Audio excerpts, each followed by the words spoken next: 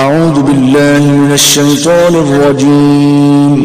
پناہ مانگتا ہوں میں اللہ کی شیطان مردود سے۔ بسم اللہ الرحمن الرحیم۔ السلام علیکم ورحمۃ اللہ وبرکاتہ۔ کون سے خواب لوگوں کو بتانے چاہیے اور کون سے خواب لوگوں کو نہیں بتانے چاہیے، اس حوالے سے گفتگو کریں گے، لیکن اس سے پہلے گزارش ہے کہ اگر آپ نے ابھی تک ہمارا چینل سبسکرائب نہیں کیا تو ہمارے اس چینل کو کر لیں سبسکرائب اور بیل آئیکن کو دبائیں تاکہ اس طرح کی لیٹسٹ اور نئی سنی ویڈیو آپ تک بآسانی پہنچ سکے۔ جب انسان کو خواب آتا ہے تو اکثر لوگ کنفیوز ہو جاتے ہیں، پریشان ہو جاتے ہیں کہ اب یہ جو خواب ہے نا، میں کسی کو بتاؤں یا نہ بتاؤں، اگر بتاؤں گا تو اس کا ریزن کیا ہوگا، اگر نہیں بتاؤں گا تو کیا ہوگا، تو لوگ کنفیوز ہو جاتے ہیں۔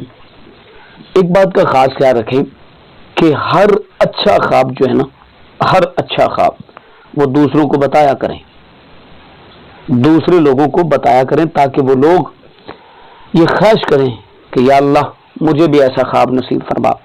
جیسے خواب کے اندر نبی اکرم صلی اللہ علیہ وسلم کی زیارت، کسی ولی کی زیارت، کسی بزرگ کی زیارت، کسی اللہ کے برگزیدہ بندے کی زیارت، یا خواب کے اندر روضہ رسول کی زیارت، خانہ کعبہ شریف کی زیارت، ہر اچھا خواب لوگوں کو بتایا کریں۔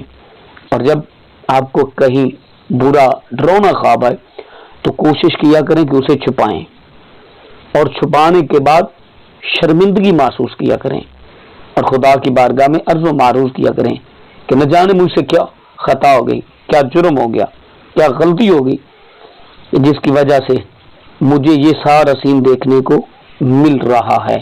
اور بہت سارے خواب شیطانی وسوسے ہوتے ہیں، بہت سارے خواب آپ کی حقیقت کے ساتھ منسلک ہوتے ہیں، آپ کی زندگی سے ریلیٹڈ ہوتے ہیں، بہت سارے خواب سچے ہوتے ہیں اور بہت سارے خواب جھوٹے ہوتے ہیں۔